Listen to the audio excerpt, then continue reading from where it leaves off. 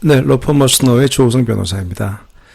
우리가 협상을 하든 설득을 하든 안 그러면은 리더로서 직원들에게 어떤 스피치를 하든 이 스토리텔링이 갖는 묘한 매력이 있어요. 그리고 그냥 직설적인 메시지를 전달하는 것보다 그 어떤 메시지를 스토리에 담아서 얘기를 하게 되면 훨씬 기억에도 잘 남고 또 그 뭐랄까 효과를 많이 볼 수 있거든요. 스토리텔링이라는 책도 되게 많이 나와 있죠. 그래서 제가 예전에 그 팟캐스트 인생 내공에서 한 2년 전인 것 같습니다. 스토리텔링에 대한 제 나름대로 좀 여러 가지 책에서 본 내용들을 정리해서 말씀드린 게 있는데 이걸 제가 발췌해서 들려드릴 테니까 스토리텔링에 관심 있으신 분들은 듣고 참고하시면 좋겠습니다. 자, 지난 시간에 이제 스토리텔링에 대한 이야기를 해주셨는데 사실 네. 저도 스토리텔링에 대한 이야기를 참 갖고 싶고 우리 회사에 대한 스토리텔링도 이야기를 전달해주고 싶은데 막상 이거를 만들기에는 어렵고 네. 또 기억이 나지 않고 막 그렇단 말이죠. 그렇죠. 그래서 어떤 식으로 이 스토리텔링을 만드느냐 예. 이 방법론에 대해서 좀 말씀해 주시면 좋을 것 같아요. 네, 네. 방법론을 한번 말씀을 드려볼게요. 미국의 세일즈 전문가 마이클 보스워스라는 사람이 있습니다. 이 사람은 세일즈를 하는 사람은 이렇게 스토리를 만들라 이런 제언을 한 게 있던데요. 그걸 좀 알려드릴게요. 크게 세 가지 스토리가 필요하다. 첫째, 본인의 스토리. 둘째, 도움을 받았던 고객의 스토리. 셋째, 기업의 스토리. 이게 뭐냐? 첫 번째, 본인의 스토리. 즉, 내가 그동안 어떻게 살아왔고 오늘 이 자리에 있기까지의 내 이야기가 일단 필요하다는 거고요. 두 번째가 중요한데 내 세일즈로 인해서 구체적인 도움을 받았던 고객의 스토리. 그러니까 내가 뭔가를 파는 상품이나 서비스가 의미가 있는 상품일 거잖아요. 네. 그러면은 정말 이걸 통해서 저희들이 이런 도움을 받았습니다라고 하는 그 스토리가 있어야 된다. 이것이 고객의 감사 편지나 사진 등이 있으면 훨씬 더 설득력이 있다. 그래서 우리 뭐 병원 같은 데 가 보면 이런 게 있어요. 무슨 그 팜플렛 같은 게 있는데 거기서 뭐 이름은 가려져 있지만은 뭐 이 병원에서 이렇게 해서 저희들이 참 뭐 새 삶을 얻었습니다. 후기 뭐 이런 같은. 후기 같은 네. 거죠. 그런 것들이 이제 필요하고 고객의 스토리. 세 번째가 이제 기업의 스토리. 즉 내가 몸담고 있는 회사의 지나온 여정에 대한 이야기가 있어야 된다.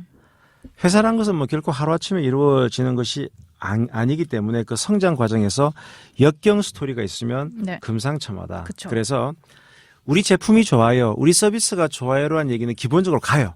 근데 이 마이클 보스워스는 제품이나 서비스 자체에 대한 설명에 너무 시간 들이지 말고 이 세 가지 이걸 파는 내 이야기, 그다음에 이 제품을 통해서 도움을 받았던 고객의 이야기, 우리 기업의 이야기, 이 스토리 라인을 적절히 활용하는 것이 필요하다. 제가 참 재미있게 봤던 책 중에 그 장사의 신 네. 우노 다카시라는 이 우노 다카시라는 사람은 일본에서 그 이자카야 프랜차이즈를 크게 운영하고 있고 이자카야 전문가예요. 근데 그러니까 이 사람의 책은 어떻게 하면 이자카야를 잘 운영할 수 있는가 뭐 그런 거에 대한 내용인데 이거를 조금 돌려서 얘기하면은 업종을 불문하고 다 활용 가능한 거죠. 특히 변호사 사무소에서도 이렇게 하면 되겠다. 자, 그 책에서 이런 부분이 나오더라고요. 이분 책은 약간 대화체로 이렇게 쓰여져 있거든요. 예. 좀 오래된 일인데 말이야. 그 간판이 없어서 그 티셔츠에 가게 이름을 이렇게 써가지고 기둥에 걸어둔 한 6평쯤 되는 가게가 있더라고. 근데 거기는 가보니까 희한한 게 요리가 나올 때까지 한 권의 앨범을 주는 거야. 근데 앨범을 펼쳐봤더니 거기는 그 가게 주인과 종업원들이 처음에 가게를 오픈할 때 벽에 페인트 칠하고 의자를 만들고 자기들끼리 이리저리 가게를 꾸미고 있는 모습이 막 사진 찍혀 있는 거야. 그러니까 그걸 보고 가게 구석구석을 보니까 저때 저 페인트를 저렇게 칠했던 거구나. 그러니까 그 물건에 대한 이 스토리텔링이 나오는 그러네요. 거죠. 그러니까 가게와의 거리가 단숨에 좁혀지지. 이야, 나도 참 고수긴 한데 이런 식으로 관계를 만드는 방법이 있구나 생각했어.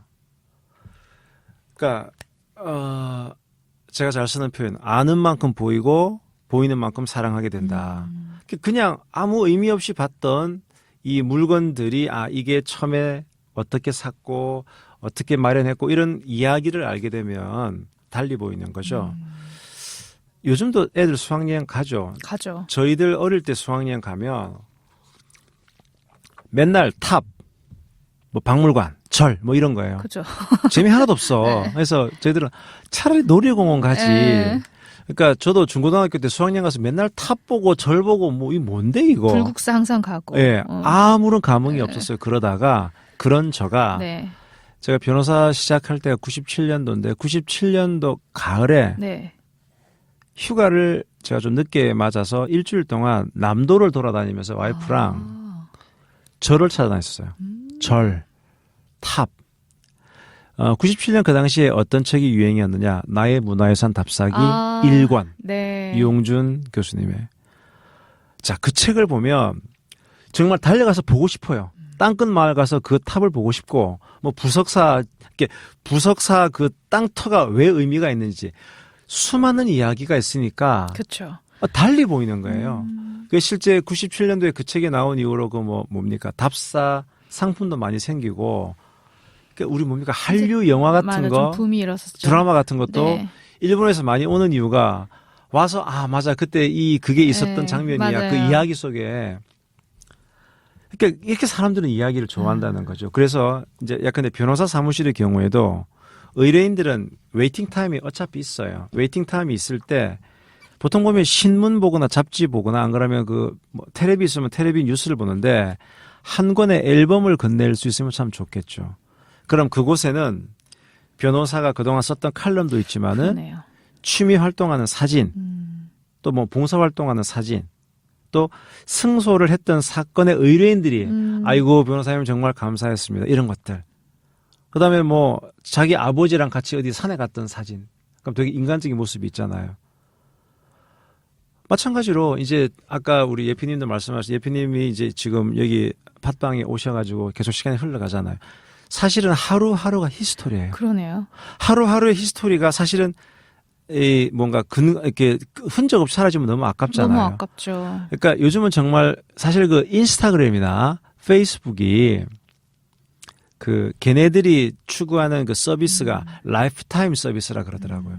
사진 찍어서 올리고 이러면 다 앨범처럼 남아서 이게 자기의 추억 속에 남아있기 때문에 이 공간을 못 벗어나게 한다는 거죠. 사실은 저 같은 남자들은 기본적으로 사진 찍기 되게 싫어하거든요.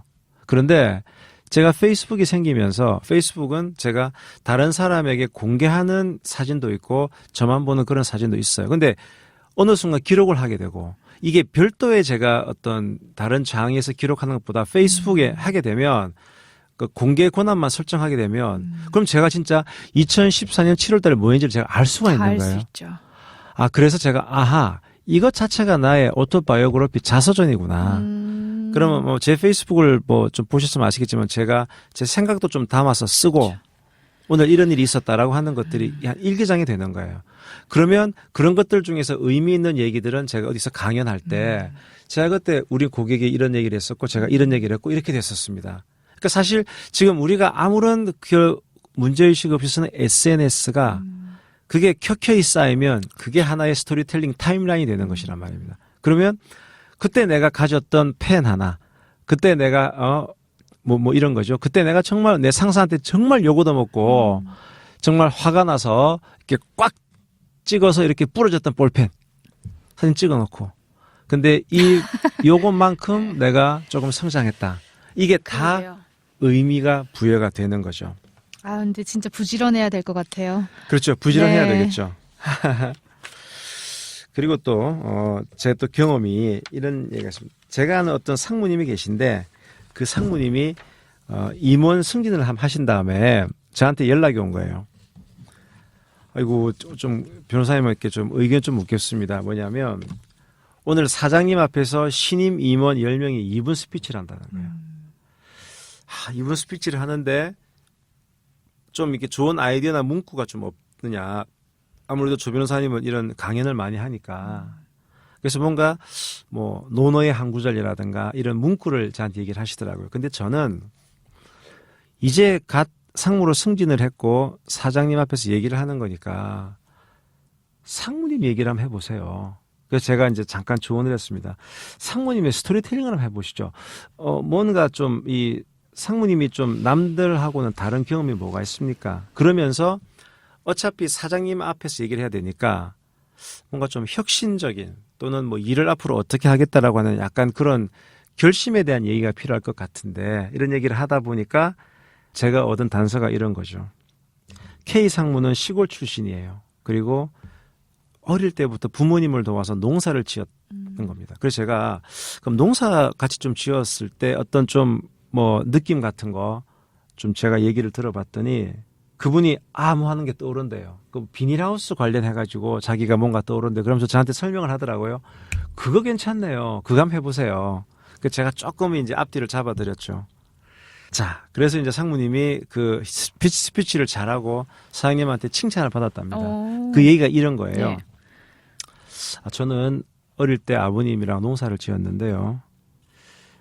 아버지가 계속 논농사만 짓다가 비닐하우스를 한번 시작해보자. 그 비닐하우스를 하게 되면은 뭐 채소라든가 과일 같은 거 좀 새로운 걸 하지 않습니까?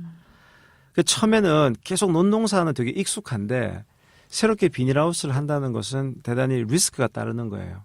그래서 어머니는 말렸대요. 근데 아버지는 야 우리가 언제까지 논농사만 하겠냐? 그러면 안 된다. 그렇게 하고 비닐하우스를 시작했는데 그것 때문에 아주 탁월한 생산성을 올렸다. 그리고 작물을 되게 다양화하게 키워서 아주 좋은 성과를 올렸다. 그러면서 회사도 스피드 못지않게 디렉션, 방향성이 중요한데 저의 이런 경험이 그때 논농사만 짓다가 비닐하우스로 방향 전환하면서 그때 우리 가족이 얼마나 걱정을 했고 힘들고 했지만은 그 네. 돌파했던 경험이 어린 가슴 속에 많이 남아 있습니다. 이번 제가 상무가 되고 마찬가지로 저도 지금까지 일해오던 관성이 있었지만은 좀 더 다른 시각 한 발짝 물러나서 우리 회사를 위해 좀 더 발전시킬 수 있는 그런 디렉션의 변경을 위해서 한번 노력해 보겠습니다. 그러니까 다른 임원들은 되게 뭐 좋은 얘기 막 했는데 이 양반은 그러니까 자기 농사 얘기하고 그랬더니 사장님이 그랬다는 거죠. 아니 자네도 어릴 때 농사 지어서 나도 그랬는데? 이러면서 이제 훨씬 인간적인 교감이 있었다. 그래서 제가 그때도 느낀 게 그렇다. 역시 이거 스토리텔링은 자기 거. 자기 스토리텔링이 있어야 그게 힘이 되는구나. 그걸 제가 좀 느꼈습니다. 네. 조금 더 제가 이제 나만의 스토리텔링을 만들자는 쪽에 포커스를 한 가지 말씀을 드려보면 특히 요즘 그 다른 사람 앞에서 강의를 하거나 PT를 하는 분들이 많지 않습니까? 이 강의를 준비하시는 분들은 나만의 스토리텔링을 준비하는 게 필요한데요. 저 역시 뭐 다양한 강의를 하지만은 책에서 인용한 내용보다는 제 경험담을 담아내는 경우가 훨씬 더 많은 공감을 이끌어내더라고요, 보니까. 근데 사실 모든 사람들한테 그런 드라마틱한 경험들이 계속 생길 거다? 그렇진 않잖아요. 보통 우리가 감동하는 그런 드라마틱한 경험이 내 인생에 그렇게 많을까? 그렇죠. 하지만 내가 경험한, 내가 갖고 있는 이 스토리텔링을 어떻게 재편집하고 어떤 의미를 부여하는가에 따라서 그 위력은 좀 달라지더라고요. 다양한 참고 서적을 보는 것도 중요하지만 제가 한번 제시를 한번 해볼게요. 일단 정말 실제 강연에서 활용 가능한 자기만의 스토리텔링 10개를 한번 추려보세요. 기억을 더듬어서 어린 시절, 학창 시절, 연애 시절, 직장 시절. 깊게 들어가 보면 그래 요거는 좀 의미가 있겠다. 내가 여기 실패한 얘기일수록 더 좋아요. 사람들은 내가 이렇게 정말 황당하게 실패했고 힘들었다. 오히려 성공한 얘기들보다는. 그래서 한 10개 정도를 추리는 겁니다. 네. 맞아. 그때 내가 이 친구랑 이런 일이 있었지. 맞다. 내가 그때 완전히 회사 프로젝트를 내가 말아먹었지. 뭐 이런 것들 10개를 추린 다음에 그 10개의 이야기를 육하 원칙에 따라서 네. 쭉 한번 써보는 겁니다. 언제, 누가, 어떻게, 왜, 무엇을. 그 다음에 이 이야기 순서를 조금 바꾸는 거예요. 네. 똑같은 이야기라도 긴장감을 주기 위해서 예를 들어 이런 겁니다. 제가 언제 그랬거든요. 제가 언제 이랬는데 이게 아니고 어느 날 저는 사표를 던질 수밖에 없었습니다. 이렇게 시작하는 거예요. 네. 그러면서 이야기를 먼저 하고 이제 뒤로 넘어가는 거죠. 이야기 순서를 바꾸는 거죠. 이렇게 육하 원칙에 따라 쓴 다음에 순서를 바꾸어서 이 얘기를 만들어 두고 그 다음에 그 개별 스토리텔링에서 얻을 수 있는 의미를 추출한 다음에 이거가 매칭이 되는 적절한 철학적인 용어, 심리학적인 용어, 일반화된 진리, 문구를 결합시키는 거예요. 그냥 이야기를 쭉쭉쭉쭉쭉 이랬습니다. 이게 아니고 이랬는데 결국 마틴 셀리그만이 말한 회복 탄력성이라는 게 이렇게 중요하군요. 똑같은 일을 당해도 회복 탄력성, 리사일런스가 강한 사람들은 이렇게 치고 올라간다고 하는데 그때 저랑 같이 일했던 김 과장님은 그 리사일런스가 컸던 것 같습니다. 뭐 이런 식으로 그런 우리가 다양하게 들었던 정보나 지식들을 내 이야기에 끼워 넣는 거예요. 그러면 약간 더 이야기가 포장이 조금 되는 거죠. 그렇죠. 그리고 그 스토리를 뒷받침할 수 있는 입증 자료, 사진이든 메일이든 다 끄집어내서 갖다 붙이는 거예요. 그리고 중요한 고유명사는 이렇게 지우고 그러면 하나의 이야기를 설명할 때 그냥 중얼이 하는 것이 아니고 아까 말한 도입부를 제가 몇 월 며칠째로 사표를 냈습니다. 이러면서 얘기를 팡 시작하고 사표 이렇게 PT를 딱 올려놓고 왜 이렇게 됐을까요? 그러면서 쭉쭉쭉 나오고 그때 저를 도와주었던 분이 김누구 팀장님이고 사진 쫙 이분이십니다. 저의 멘토십니다. 뭐 이렇게 얘기를 이끌어 나가는. 그래서 그렇게 따져보면 사실은 스토리가 다 있어요. 있는데 우리가 되게 거창한 스토리만 찾으려고 그러는 거거든요. 제가 강의를 하다 보면 나보다 너무 뛰어난 사람이 너무나 거창한 스토리 하면 얘기하면 그거는 별로 이거는 나랑은 적용 가능성이 없어. 그런데 나랑 비슷한 사람이 나랑 비슷한 경험을 하고 오히려 망해가지고 힘들어하고 극복했던 그런 얘기들이 훨씬 사람들에게는 먹히거든요. 그런데 그런 것들이 그 당시에 사진들, 카톡, 문자들, 이메일들을 쫙쫙쫙 보여주면서 또 그때 용품들 이랬습니다라고 하면 마치 우리가 1000년 전 얘기지만 나의 문화유산 답사기를 읽고 그 가서 탑을 보면 달리 보이듯이 그 얘기를 딱 듣고 나면 얘 PD가 저런 사람이었구나. 사람이 입체적으로 보이죠. 그러니까 이제 뭐 글로 듣거나 말로 들었을 때는 이제 잊혀질 수 있는 것들이 사실 그때 상수화제 이야기했을 때도 사진 한 장을 보여주셨었잖아요. 그러셨구나. 그러니까 그분의 사진이 사실 기억이 남고 이참에 사과새우님도 수많은 얘기를 해주셨지만 딱 한 장의 사진이 남는 게 정말 예쁜 그 사과 패키지, 그 과일 패키지에 대한 그 사진 그 한 장이 딱 기억에 남는데 그 사진도 되게 참 중요한 것 같아요. 그러니까 기억에 이야기가 있어서. 되게 중요한 게 제가 얼마 전에 그 친구 제가 책임집니다. 그 얘기에서도 네네. 제가 어디서 강의를 하면서 이렇게 하는 거죠. 자, 처음에는 제가 그냥 노 참모님, 노 이름만 변호사님. 얘기하다가 맞아요. 쭉 가다가 끝에 이렇게 일을 같이 하게 됐습니다. 사진을 쫙 보여주면 사람들이 빡 감동을 하는 거예요. 근데 만약에 제가 처음에 이야기를 시작할 때 사진을 처음 보여주고 이게 제가 노 변호사님인데요. 제가 이분을 언제 알게 됐고 이렇게 얘기하면 재미가 없는 거예요. 그러니까 마치 조금씩 이 베일을 벗겨서 나중에 보통 추리소설이라는 게 그런 거잖아요. 추리소설이라는 게 저 엄청 좋아하는데 추리소설을 뭔가 조금 하나씩 거죽이 벗겨지면서 나중에 전모가 밝혀지는 이게 아가사 크리스티 소설의 기본 틀이란 말입니다. 마찬가지로 그래서 우리가 또 갑자기 생각이 나는데 제가 그 추리소설 보기를 정말 좋아하거든요. 특히 저는 그 히가시노 게이고라고 하는 일본 작가 그 양반 책은 제가 다 봤어요. 그냥 30권 됩니다. 다 봤는데 정말 그 양반 책은 이렇게 보면 이렇게 롤러코스터를 타고 가듯이 이렇게 한번 떨어지면 책을 멈출 수가 없어요. 그리고 이런 느낌 있잖아요. 책이 다 끝까지 가는 게 아까워요. 맞아요. 그런 책이 있어요. 근데 좀 뻔하거든요. 그 양반 책을 많이 읽다 보면 뻔한데도 이 스토리에 제가 빠져들게 되는 거예요. 근데 그걸 제가 어느 순간 생각해 보니까 계속 의문점을 주는 거예요. 뭔가 비어있는 부분. 이게 왜 그렇지? 그러면서 자꾸 사람을 몰입하게 하는. 결국 사람은 궁금하면 그걸 따라갈 수밖에 없고 사람은 뭐든지 다 알고 싶으니까. 그래서 정말 내 이야기 좀 별로 유명한 얘기가 아니지만은 그 이야기를 어떻게 편집하는가. 그리고 이것을 예를 들어서 어떤 심리학적인 인문학적인 용어랑 결합을 딱 시켜버리면 이 근사하게 보이거든요. 그래서 이렇게 이야기를 만드는, 그러니까 내 인생에 아주 드라마틱한 경험을 하려는 것보다 우리 영화들 보면 있잖아요. 사실 영화 스토리가 그렇게 드라마틱한 스토리가 아닌 경우도 있단 말이죠. 그렇죠.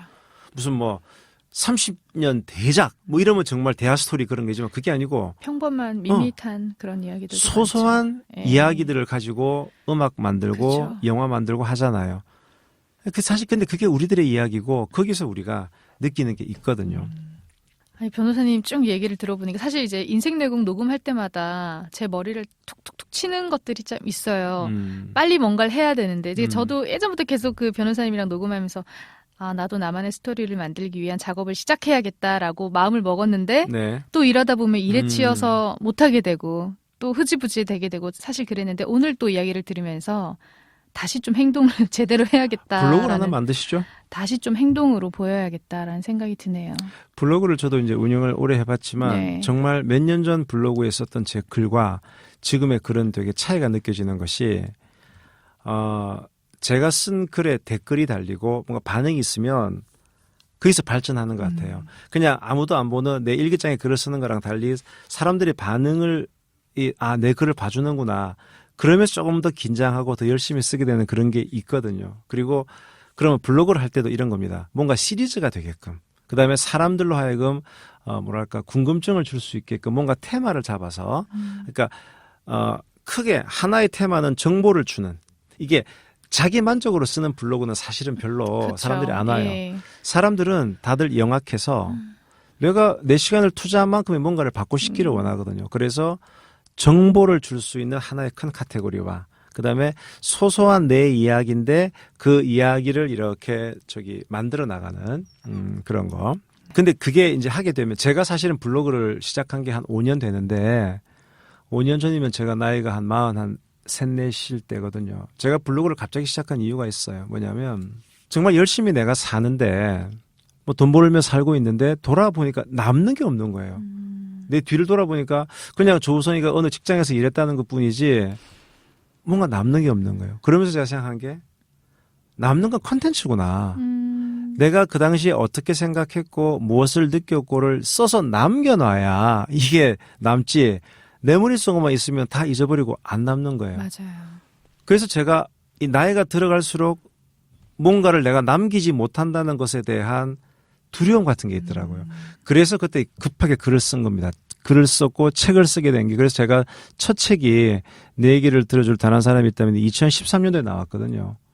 2013년도니까 제 나이 40대 중반에 나온 거죠. 일찍 나온 게 아니에요. 그렇죠. 제가 강의는 정말 오래부터 했었는데 근데 강의는 허공에 사라지잖아요. 물론 이제 팟캐스트는 또 정말 좋은 게 이거는 정말 남으니까. 그래서 저는 이 컨텐츠를 생성하고 만들려는 이유가 내가 뭘 남기고 싶다. 그다음에 돌아서서 그 컨텐츠를 제가 다시 참고하면 이걸 제가 좀 더 발전시킬 수가 있더라고요. 맞아요. 지금 제가 쓰는 많은 글들이 제가 3, 4년 전에 단편으로 모아놨던 것들을 조금 더 MSG를 쳐가지고 발전시키는 거거든요. 그래서 내가 단 하루 생활을 하고 나서도 적어도 문구 하나, 내 느낌 하나는 내 블로그에 공개든 비공개든 남기자. 안 그러면 내 SNS에 남기자.